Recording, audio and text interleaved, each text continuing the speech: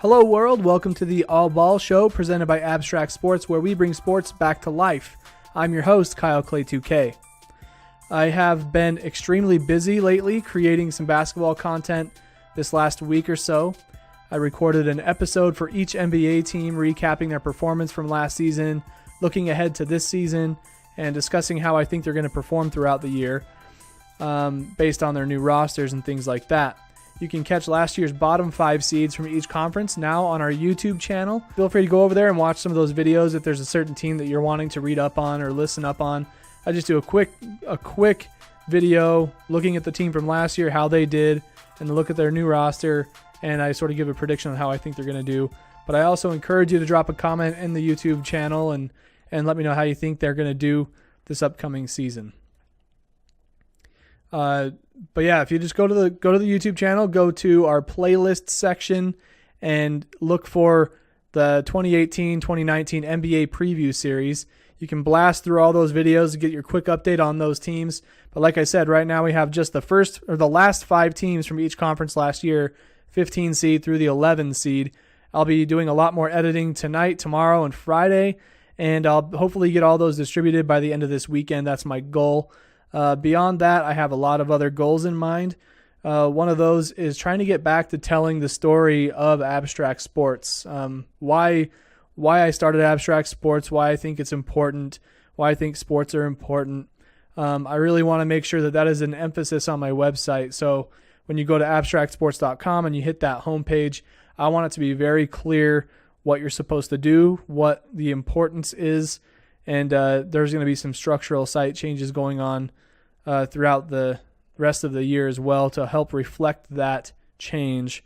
For example, maybe focusing on having categories in the blog based on cities instead of general. I mean, obviously I'll keep the general blog categories, but I like the idea of having like a search feature on the website where you can search by city or search by player.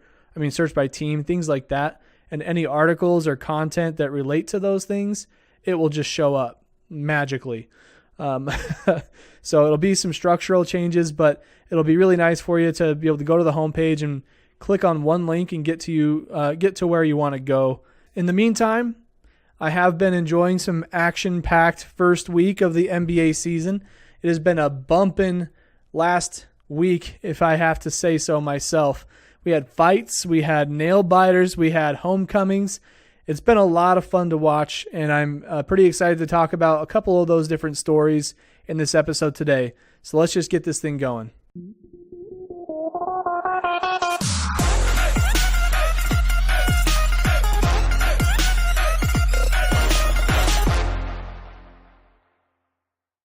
So I'm going to start it off with one of the first games that happened in the season. It's the Jazz's second game of the season where they played the Warriors in Salt Lake City. I have seen the Warriors play there before, and it's a lot of excitement in that arena when that team comes because it's one of the best teams in the league. I would argue the most dominant team of this decade. I can vouch for the Jazz and say that they can pack a house for a good game over there in Salt Lake City. I'm going to drop a couple of links here in the chat for you guys to take a look at. This was a very close game all the way through. I'm also going to share some of the stats with you so you can follow along. Maybe I'll put the links in the description for them. So the crazy thing about this game is that the Jazz had a W written all over it all the way up until the end. The Jazz had 81 points in the first half, I believe 19 three-pointers, something like that. I mean, 19 times 3, that's what, 38, 48, 57 points. Is that right? How did I get to that number? 19 three-pointers times 3s. 19 times 2 is 38. Then you plus 10. So 58. 57. My math is terrible. 57 of their first half points came from three-pointers, if that stat is correct. Don't quote me on that, but it's something I've heard. The Warriors in the end had 5 players in double digits, and the Jazz had 6 players in double digits. I think that just goes to show that the Warriors are more stacked with their starting lineup. You know, guys like Kevin Durant, I think he put up 38 points in that game. But yeah, Kevin Durant had 38 points. Draymond Green had 14, but he also had 9 rebounds, 6 assists. KD almost a triple-double as well, 9 rebounds, 7 assists. Steph Curry, 31 points. He actually scored 16 points in the third quarter. The dude could not miss. He was getting, three-pointers, pull-up three-pointers, running floaters, driving to the bucket, getting up and under layups. Everything he put up, he just could not miss. Had 16 points. I mean, it's nothing like Klay Thompson's 37 and a quarter or whatever it was. That was insane.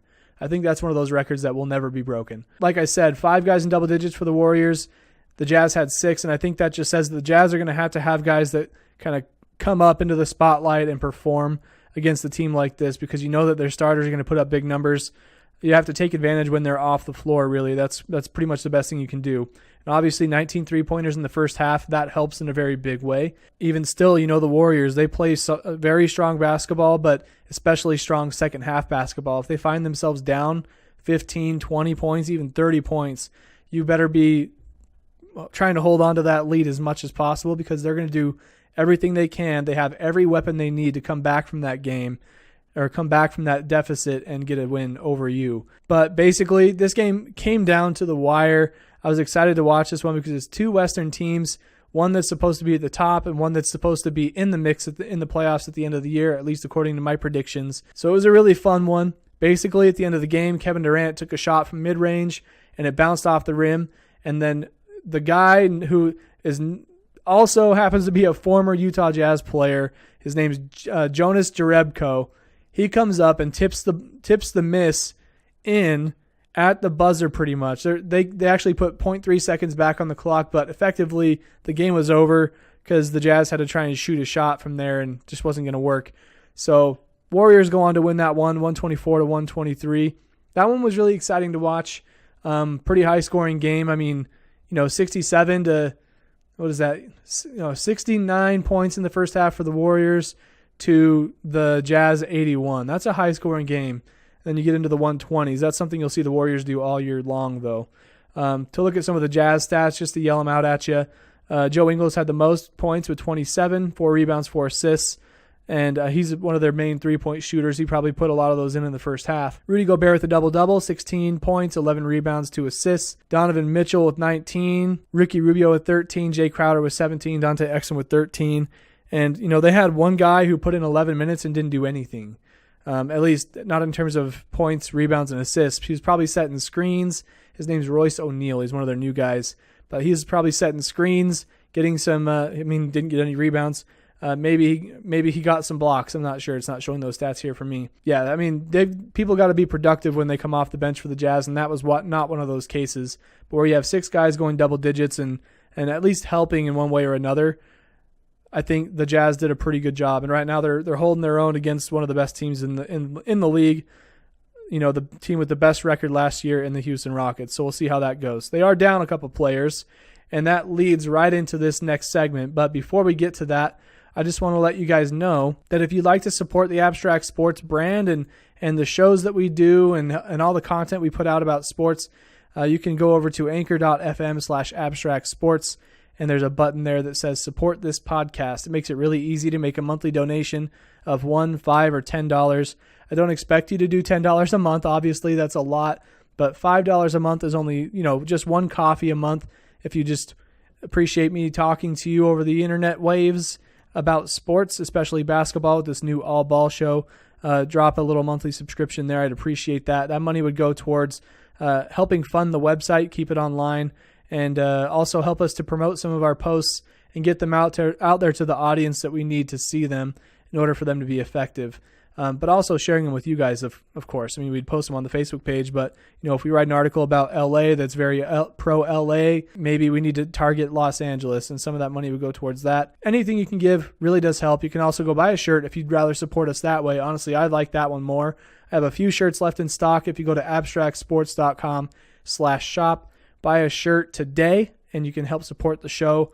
I'll get it out to you, and I'll send you a little gift along with it. So appreciate you guys. Keep on listening. Keep on watching. You guys are the best. But on to Los Angeles. A brawl broke out in LeBron's home opener in Los Angeles on Friday night. I had a friend over to watch the game with me because I knew it was going to be an exciting one. LeBron playing his first game in Los Angeles after the big offseason trade going from Cleveland to LA. We all know about that story already. Ryan and I talked about that in episode 1. If you want to go check that out, it's a pretty good one. Basically just an overview of the season, how we think it's going to go, some of the crazy storylines to look forward to. And LeBron in LA was one of them. I'm going to drop this video in the chat, and I'll also put it in the description below for you YouTube watchers and Anchor listeners. This one, I mean, I was going to show a regular video recap of the game, but I think this one really helps paint the picture of why this game got out of hand. This guy in this video, he points out all the very small details that normal people wouldn't actually pick up on. I saw some of it, but not as much as this guy did. It was really well done. But it says the real story behind the Rajon Rondo-Chris Paul fight. And he points out all the small things like Carmelo Anthony got hit in the face, his headband flipped off, and just all these different things, really. I don't want to go through all of them because there were a lot. He goes through the entire game basically and points everything out. But there are a lot of little frustrations that happen throughout a game. Things that you would never really notice, but you can tell that the emotions are rising throughout the game, and eventually it just comes to a boil and things get crazy. Little things like players getting knocked over and fouls not being called, too many fouls getting called, a lot of contact, no foul called. Just really bad officiating, honestly, all over the place. They did get a couple of calls right, sort of. There was one play in particular where Josh Hart was going down the lane, and this is like late in the third quarter. This guy named James Ennis just like grabs him and pulls him down. Like, he did get the ball. He made a play on the ball, kind of, but he doesn't throw him to the ground, but it looks like a clothesline. It looks like he just grabs him and throws him down. So imagine, you just have to watch the video to see it, but Josh Hart's going full steam ahead to the rim. This guy grabs him on the shoulder from behind and jerks on him. You can imagine what that would do. You can imagine how his safety is at risk in a play like that. I mean, the guy did touch the ball, so there's that. He did make a basketball play, but he followed through and pulled the guy to the ground. He ended up getting called with a flagrant one and what I'm going to call a pseudo clothesline. But from there, things really just start getting chippy. But the thing to note is that it was a close game all along. I mean, at half, the score is 66-62. The Rockets were ahead, and the Lakers were doing everything they could to try and beat this number one team from last year. And just like I said, a lot of no calls, a lot of other calls that were kind of 50-50, but every 50-50 call that could have been made was made in the wrong direction, it seemed like. That's what it felt like anyway. So before I get into the crazy part where the fight broke out, I just have to go off on a little side rant here, okay? I'm not a huge fan of Chris Paul and James Harden. And let me say that I'm not just saying that because they played the Lakers that night and they beat the Lakers and I'm a Lakers fan. I'm not saying that because of that. All throughout their careers, I've just seen James Harden and Chris Paul as kind of dirty players, but I don't know if dirty player is the way to put it because they're not like trying to cheap shot people necessarily. They basically stretch the rules and they use the like placement of the refs to try and get calls in their favor. What I mean by that is that they will drive to the basket and they know where the refs are and they try to get in a position where the refs can't see the play that's about to happen, and they'll like jump into a player to make it look like the defender is fouling them on the way to the basket. I remember one play in particular, well, I guess there's a few, honestly, but one that I can think of that really frustrated me in this game, and you see it all the time. Here's one play that I hate seeing in the NBA. James Harden comes down the court, and he has somebody come set a screen at the three-point line. The defender tries to get up and over the screen. That's how they teach you. You're supposed to get over the screen. You go up to the three-point line and try to get around the defender setting the screen so you can follow the ball handler that way. And Josh Hart tries going around the screen as he's taught. He's not even like holding on to James Harden's waist or anything like that. He's defenseless. And when I say that, I mean, he's not really playing defense in that moment. He's just trying to get into a good position to play defense. And his eyes on the ball and the scenario. He's not like roughhousing James Harden by any means. And he's also defenseless in the sense that he's just trying to move like this, as slim as he can around this guy, like just laterally sliding around this guy. He has no way of doing anything. And James Harden, behind the three-point line, jumps forward a couple of feet and into Josh Hart, essentially sandwiching him between James Harden and the screen setter, and they call a shooting foul on Josh Hart. He was doing nothing in that situation where he was impeding on James Harden's ability to get to the basket. He wasn't invading his airspace with his hands over the ball on the three-point line and then, letting James Harden go up with his arms and hit him for a foul. Rather, he was just sliding like this, trying to get around a guy, and James Harden's like, oh, I see you in my way, kind of. Let me just jump into you. And they call the foul. I think when a player is not impeding a player's movement to the basket, which I think is probably the word they use in the rule book, impeding. I think if a player's not doing that and a player jumps into them, that should be an offensive foul. I think there's a lot of people out there who would agree. I think those who wouldn't agree are probably Rockets fans, because James Harden and Chris Paul are the only guys I know I've seen do that. Chris Paul is another one of those guys who he'll just be driving down the lane. He'll like stop in front of you or like take a couple of steps to cut you off and then just get enough contact to go up and make a layup and get the foul shots. In this game, the Rockets shot, just in the first half, I think the Rockets had 21 free throw attempts and the Lakers had 7. And that's very telling of how this Rockets team plays. That's how they were able to get to the playoffs. They get so many points at the line. And like in this game in LA and LeBron's home opener, for those who think that LeBron, he gets patted by the refs bias, that's so not true. If you are somebody who thinks that, I'm not saying I know anybody who does, but I feel like there are people out there who are like, oh, the refs just call everything in James' favor, and that's why I don't like him. That was not the case in this game, especially. All of that frustration led to the moment when James Harden is going up for a layup, and Brandon Ingram is just following him on his side. He's not even like in his way.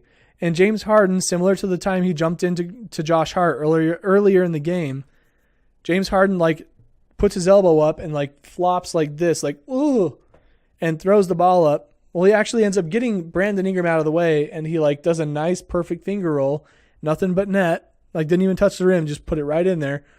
And he's like, where's the foul? Blah, blah, blah. And I think what ended up actually happening is they called it a foul, but then they just said there was no foul. I think they pulled it. Like, nope, just kidding, no foul. After all the frustration throughout the entire game, like this frustration all came to a head, and it was like 4 minutes to go in the game, so it was really close, and they wanted every call they can get. You know, the game was already going this particular way, and one of the teams, you know, the ball had to go one way or another in this moment, but Brandon Ingram really changed things when he was walking towards the ref to try and go talk to him. He was like basically voicing himself, and then James Harden walks in front of him and he just shoves him, like just a full-on get out of my way. That's something you don't see in the NBA. You don't just see players pushing guys. You don't see punches getting thrown anymore. I think back to Malice at the Palace when not Jalen Rose, I think he might have been there. It was with the Pacers and some other team, maybe the Pistons, but Ron Artest going into the stands and beating the crap out of fans, stuff like that. Like, you never see that stuff anymore. It has to get to a very extreme moment in a game for it to get to that point ever again. You got to think there are massive fines that are dealt out in situations like that. And the most recent one I can think of that really surprised me, Kelly Oubre Jr., when he was in the playoffs as a Washington Wizard. I think he was a rookie or a sophomore player. He felt like he was mishandled by Kelly Olynyk for the Boston Celtics, I think, at the time. He fell over, and Kelly Olynyk and everybody else is going the opposite way, and he just gets up immediately and books it towards Kelly Olynyk and shoves him, and he ends up falling over, and Kelly Olynyk's a big dude. And that was like, you know, just pure rage coming out of Kelly Oubre Jr. at that moment. And this is what I think kind of happened with Brandon Ingram. He shoved a guy who was in his way, who he was frustrated with, but ultimately because of the refs, who he was trying to go and talk to, it's like, well, since this guy's in my way, let me just push him. That'll get the conversation started. And then you see Brandon Ingram getting into the ref's face, and James Harden just kind of like, what the heck, man? Why are you so mad? It's like, James, probably because you and your big-ass beard keep on jumping into people to get fouls. And it's bullcrap. Like, the refs can't even see the call half the time. They're just like, oh, he moved his arms in such a way that made it look like he got hit. And no, he's just acting most of the time. So frustrating. And this dude got the MVP last year. I don't think he deserved it. I think LeBron James deserved that stuff. And I'm not saying that because he's a Laker now. I'm not saying that because I'm a giant LeBron fan, because I am definitely both of those things. I am a Lakers fan. I am a LeBron fan. But LeBron deserved that given all the circumstances. Okay. Now that that's out of the way. I know this is very biased. I'm coming off very Lakery right now. But I'm trying to be as objective as I possibly can. If a Laker did these kinds of things, I would voice my frustration about that too. And I do have some stuff about this fight that I'm frustrated about. Brandon Ingram pushes James Harden. He goes and he's yelling at the refs. Lance Stevenson, of all people, comes through, grabs Brandon Ingram, grabs his teammate, and runs him across to the other side of the court to get him out of the situation. Meanwhile, Rajon Rondo and Chris Paul are jawing at each other, and these guys just have a bad history. They go way back about hating each other. Basically, Chris Paul is in Rondo's face, and you see Rondo looking side to side like this. And then at one moment, he just like, you see him, like in the slow motion video, you do see him spit, just kind of like one of those, like your lips are closed, like, and you just kind of spit at him. Rondo came out in an interview saying that he was exasperated with the situation. He's about to tell Chris Paul to go bleep off. And he looked over at Melo, and he looked over at these other guys, and he looked over here, and he has a mouthpiece in, and he's just said that he like breathed really hard and spit came out. But if you look, you definitely see like you see him direct it at at Chris Paul. So Chris Paul's like, oh, he wipes his face off, and he just like pretends. It looks like he's poking his eye out. It looks like he's gouging his eye out. It's such an awkward half punch. I don't know what he was thinking there. He's like, I don't want to hit him straight up, but I want to get my hand in his face. And so he gets his hand in his face, and then he just kind of like pushes his face off like that. And I thought that was weird. But Rondo's like, oh, it's game time. And he just comes in with the left hook, connects with Chris Paul right in the temple. And then Chris Paul comes in with the right uppercut kind of, and sort of like hits him with an under fist, like pow. And then a couple other punches were connected with. But then you have Brandon Ingram running from the other side of the court, just flying in there, sucker punching Chris Paul, or trying to. The interesting thing about this whole story is that Chris Paul and LeBron James are like best buds. People say that you can just see them hanging out with each other all the time, and they're around each other all the time whenever they can be. But you see LeBron James come in and grab Chris Paul, get him out of the situation, and there's a bit of a waiting period as they figured out all the fouls. Brandon Ingram, Rondo, and Chris Paul were all ejected. Brandon Ingram ended up getting a 4-game suspension. Rondo got a 3-game suspension, basically saying that they favored Chris Paul's argument over his in the spitting incident because Chris Paul got 2-game suspension. He's already served 1, and the Lakers have all served at least 1 of their games. So Rondo will be back in 3 games, and B.I. will be back in 4 games. Or 2 games and 3 games because they've served 1. And this is a big blow to the Lakers because those 2 guys alone are some of the most productive players for the Lakers team. James Harden ends up coming through and finishing off the Lakers with a score of 124-115. When I say James Harden, I mean that he led the way, made a couple of big buckets in the last seconds to get ahead of the Lakers, and the Lakers had to foul and try to catch up, and that just did not work out for them. You know, it's a terrible situation because the Lakers have to deal with 2 of their best players being gone. They have to have younger guys step up and try to do well for them, like Lonzo Ball. For example, tonight, this game against the Suns, Lonzo's probably going to be starting in place of Rondo. And you know that Kuzma or Hart are going to be coming off the bench to fill in for Brandon Ingram, probably Kuzma. It's just a bad situation all around. If you're going to spit in somebody's face, they're going to find that on the video. And him looking around left to left, Rondo, you can see him looking left to right in this video I shared with you in the comments and in the description. He's looking around, and you see him direct spit. It wasn't like a loogie or anything like that. That'd be disgusting. But it's very disrespectful. That's just not something you do. And like Carmelo Anthony said after the game, he's like, you don't even see that in the street. Like when there's a fight happening in the street or, you know, there's bad blood, something like that, you don't see a guy spit on a guy. You just throw punches, okay? And I think Rondo's just trying to get away with something sly and make it look like Chris Paul initiated the whole thing. And he almost did, but there's people out there that are going to find it, you know, serve it on a platter for the media. That definitely showed. I mean, Rondo got 3 games. I think that makes sense. B.I. got 4. I think that also makes sense because he was the one that lost his cool. He is a young player who does not ever do that. So I'm hoping that this doesn't reflect on his character too much. You know, I don't think this is not going to be a regular thing for him. I think in special situations, this one was high emotion.